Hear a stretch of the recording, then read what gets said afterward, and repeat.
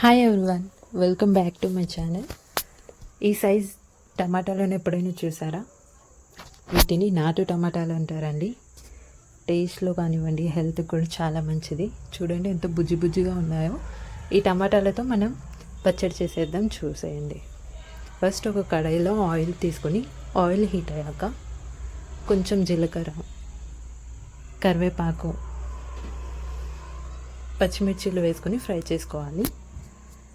మనం కూరల్లో కరివేపాకు ఎలాగో తినమో, ఇలా పచ్చళ్ళు చేసుకునేటప్పుడు తాలింపులో వేసుకుంటే అది ఎలాగో మిక్సీ పట్టేస్తాం కాబట్టి అలా లోపలికి వెళ్ళిపోతుంది.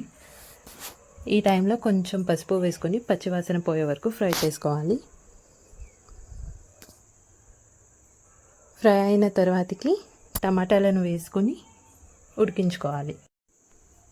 ఈ విధంగా కలుపుకుంటూ ఒక 2 minutes మూత పెట్టేసి ఉడికించుకోవాలి.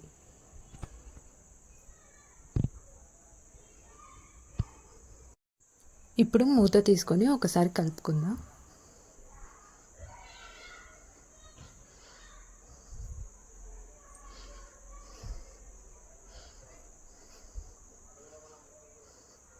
ఈ టైంలో కొంచెం ఉప్పు వేసుకొని మరొకసారి మూత పెట్టుకొని 2 to 3 minutes వరకు ఉడికించుకోవాలి. ఈ నాటు టమాటాలు త్వరగా ఉడికిపోతాయండి. చూడండి, తిప్పుతుంటేనే మెత్తగా అయిపోతున్నాయి. ఇంకా స్టవ్ ఆఫ్ చేసేసుకోవడమే. స్టవ్ ఆఫ్ చేసుకునే ముందు కొంచెం కొత్తిమీర,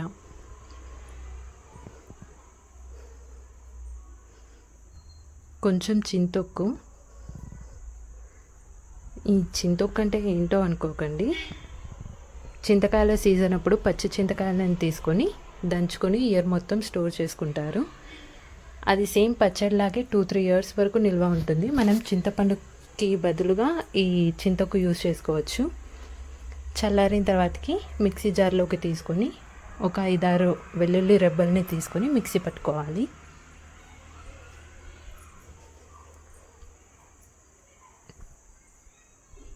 మీ ఇంట్లో రోలు ఉంటే రోట్లో దంచుకుంటే ఇంకా టేస్టీగా ఉంటుంది.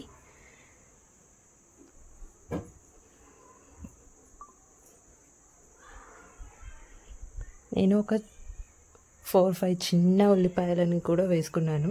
కట్ చేయకుండా డైరెక్ట్ అలానే వేసేసాను.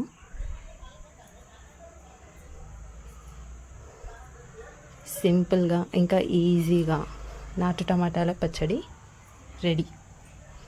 వేడి వేడి అన్నంలో పచ్చడి, దానిపైన కొంచెం నెయ్యి వేసుకొని కలుపుకొని తింటే ఉందండి, టేస్ట్ మాత్రం నిజంగా అద్దిరిపోయింది. మీ ఇంట్లో నాటు టమాటాలు ఉంటే ఇలా ఒకసారి ట్రై చేయండి.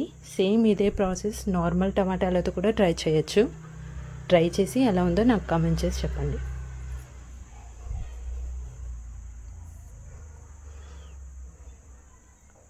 టేస్ట్ మాత్రం నిజంగా అద్దిరిపోయింది. నాటు టమాటాలు కదా, పుల్ల పుల్లగా, నోటికి కమ్మగా ఉంది.